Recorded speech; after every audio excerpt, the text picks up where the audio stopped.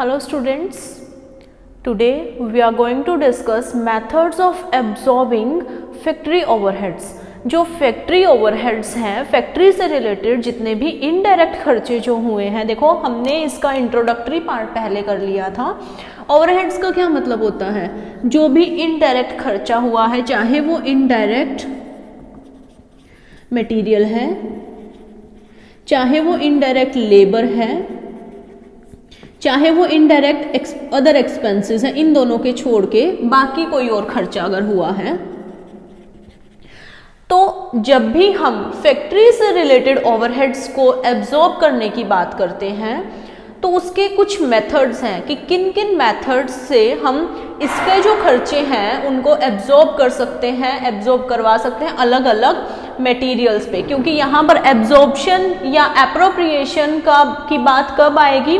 जब हम एक से ज़्यादा प्रोडक्ट्स मैन्युफैक्चर कर रहे हैं या जो प्रोसेसिंग है वो एक से ज़्यादा हो रही है। तो इसको करने के लिए हम पहले अपनी कॉस्ट शीट पर जाते हैं। हमने कॉस्ट शीट कैसे बनाई थी? हमने कहा था कि जब हम डायरेक्ट मटेरियल में ऐड कर देंगे डायरेक्ट लेबर और उसमें डायरेक्ट एक्सपेंसेस को जब हम ऐड कर देंगे तो ये हमारा आता है प्राइम कॉस्ट। किया था ये हमने।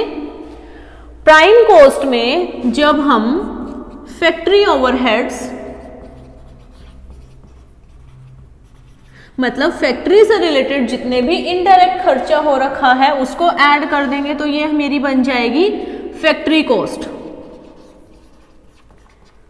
जब फैक्ट्री कॉस्ट में ऑफिस से रिलेटेड, एडमिनिस्ट्रेशन से रिलेटेड जो खर्चे हैं उनको अगर मैं ऐड कर देती हूं, प्लस यहां पर मैं ऑफिस ओवरहेड्स कर देती हूं, ऑफिस ओवरहेड्स को ऐड कर देंगे तो ये क्या आएगा? क्या निकल जाएगा? ये फैक्ट्री कॉस्ट यहां पर आ जाती है।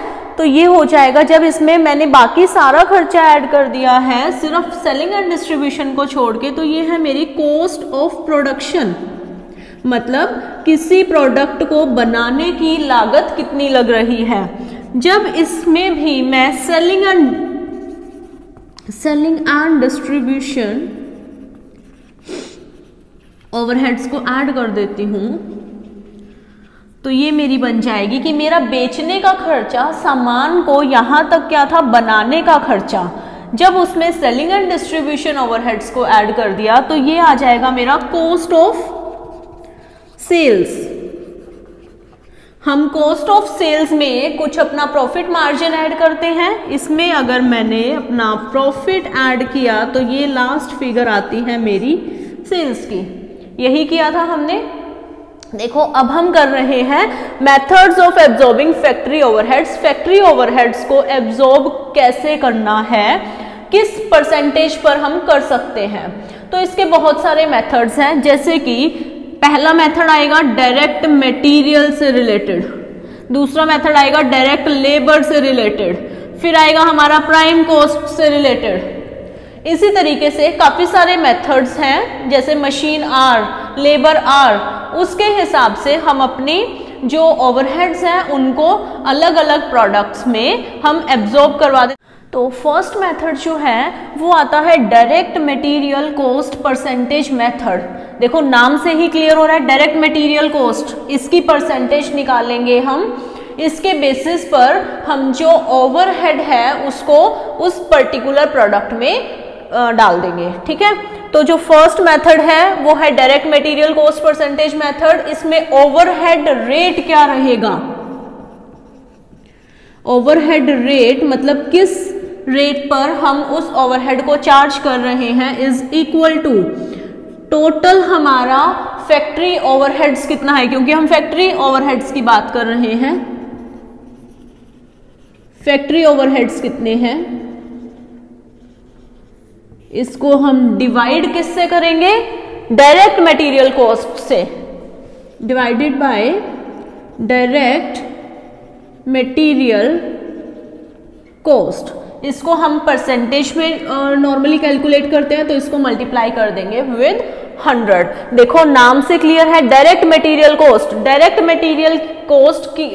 मटेरियल की लागत कितनी लगी है उसके बेसिस पर हम अपने ओवरहेड को चार्ज करेंगे। और कौन से ओवरहेड को चार्ज करेंगे? फैक्ट्री ओवरहेड्स को। इसी तरीके से जब हम सेकेंड मेथड की बात करते हैं, डायरेक्ट लेबर कॉस्ट।